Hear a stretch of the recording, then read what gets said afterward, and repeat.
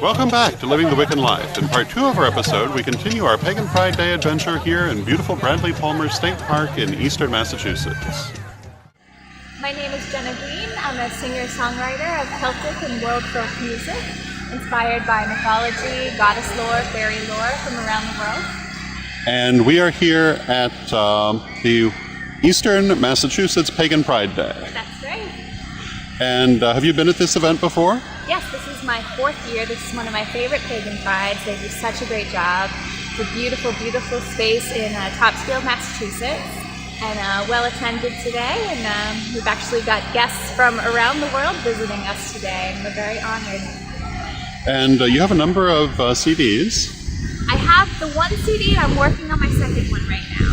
I also have some singles available from different, hopefully, future projects. But right now I'm working on my second CD, which is called Wild Earth Child, and I'm doing the fundraiser for that CD through a website called Kickstarter.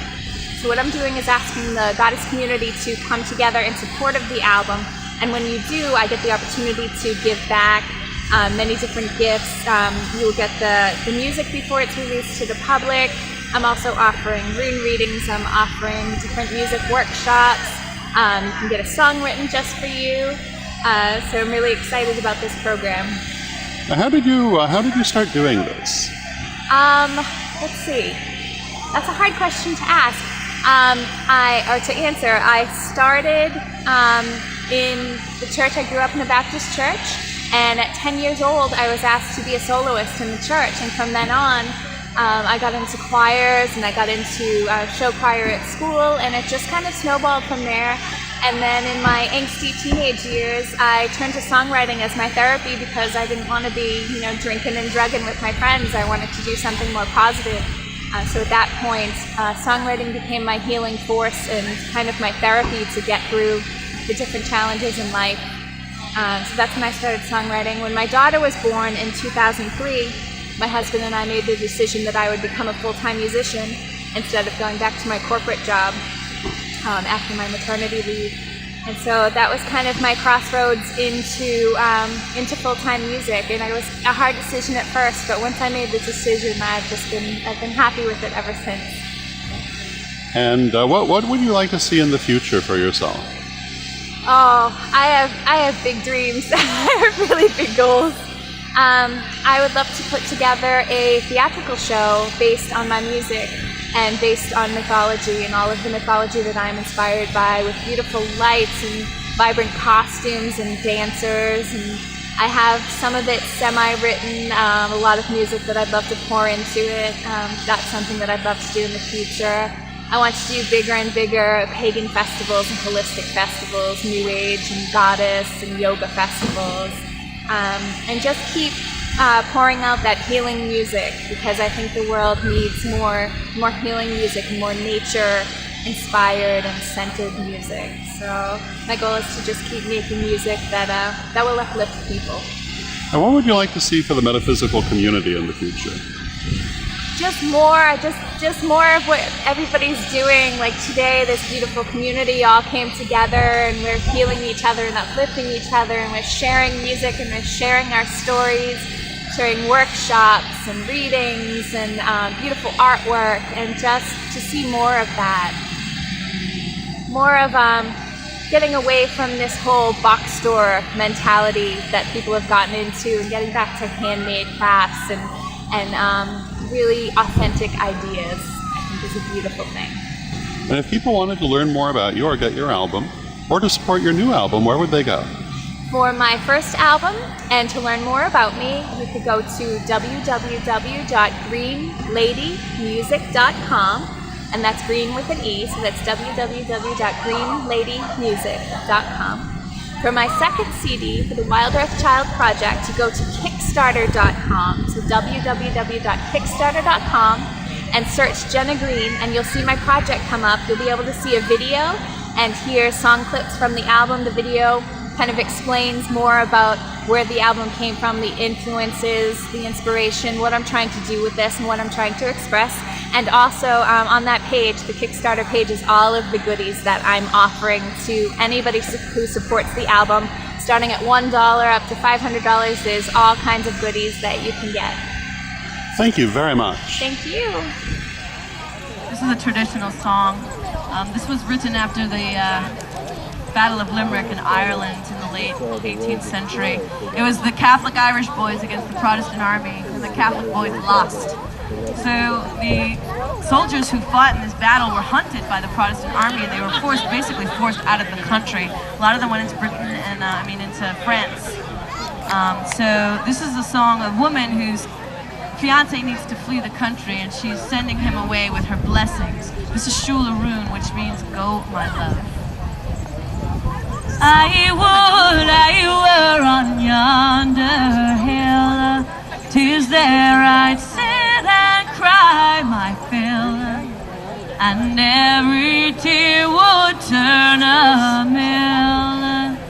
Iscongetto ma vornens light. I'll sell my rock, I'll sell my reel, I'll sell my only spinning wheel, to buy my love a sword of steel. Iscongetto ma vornens light. Shularoon, shulga sugerga shulgon kyun, shulga saga seleglam, iscongetto the vornens life. I'll dye my petticoats, I'll dye them red, and it's around the world I'll beg for bread, until my parents would wish me dead. Iscongetto the vornens life.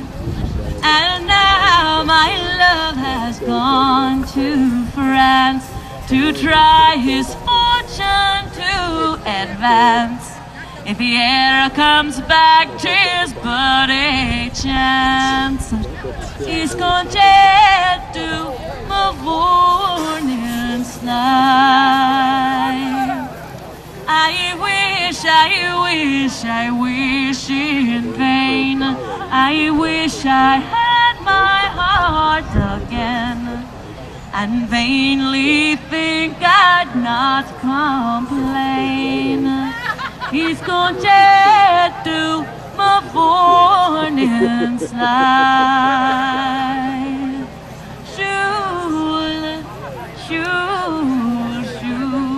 Shularoon, shulga sugerga shulgon kyun, shulga saga seleglam, iscongetto ma vornens life. Iscongetto ma vornens life.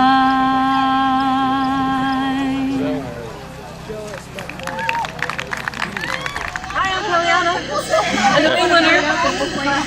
And we're here at the Eastern Massachusetts Pagan Pride. And have you been here before? I have been here before, yes. Several years. How do you enjoy this event? Well, I love doing the Pagan Pride events. They're community events, so I like to be able to be here and meet different communities in different parts of New England. And how do you feel this particular Pagan Pride is shaping up? How is it different from the first year? Different location. There was a park down the way that was a beautiful park with a lake, but they closed the park. The state of Massachusetts closed the park. Oh, wow. So we had to move to this new location. So it's in that adjustment stage of like getting into a new place, so we gotta people have to come back around to finding this new location. So you have a number of CDs in front of us. I do. And how long have you been making music? I've been making music my whole life. I've been a professional musician for 20 years, and I started doing the goddess music in 2002. So it's been about 9 years that I've been dedicating to pagan music. How did you come to that? I had written a lot of music for ritual over the years, and when I went to the Goddess Conference in Glastonbury, England the first time, I saw that there were women there performing goddess music, and a light bulb went off, and I said, you know, people want to hear this? So I went home and recorded Lady Moon, and that was my first pagan CD. And now I'll be working on my 4th solo pagan CD starting in October. Oh, can you tell us about that? That will be a mix of song and chant. I'll do some mythology-based song, as opposed to my last CD, Elemental, which was all drum and chant. So this one's going to be a mix of song and chant. Of the many things that you've recorded, what is your favorite? My favorite song? My favorite song is Bridget's Flame on my Elemental CD. And why is it your favorite? Because I love the harmony on it. I love the harmony. I think it's beautiful. As a producer of goddess music, what is your biggest challenge? Editing. I go a little mad with the editing part of it. The recording part is so much fun. Vocals and, you know, instruments and drumming, but when it comes down to finalizing a CD, I have a Virgo rising. I get really neurotic with that detail stuff. And what is your favorite part of it? Singing. Doing vocal tracks, doing harmonies, multi-tracking. Love that part. So people certainly love your singing. What do you want to do in the future that you have not done yet? Sing with Robert Plant. All right. Battle of Evermore. Can't you just see it? That's what I want to do. If people would like to learn more about you, if they'd like to get your CDs, where can they go? Kellianna.com, Kellianna, and also every major download company, iTunes, Amazon, all of them. You can get them online. And I believe you're appearing at the Witches' Ball this year in Salem. I will be at the official Salem's Witches' Ball. I will indeed. And I'll be doing the public ritual for Salem. Wonderful. Thank you very much. Thank you. And you have a wonderful day. And you. I hope you enjoyed this episode of Living the Wiccan Life. Until next time, may you blessed be.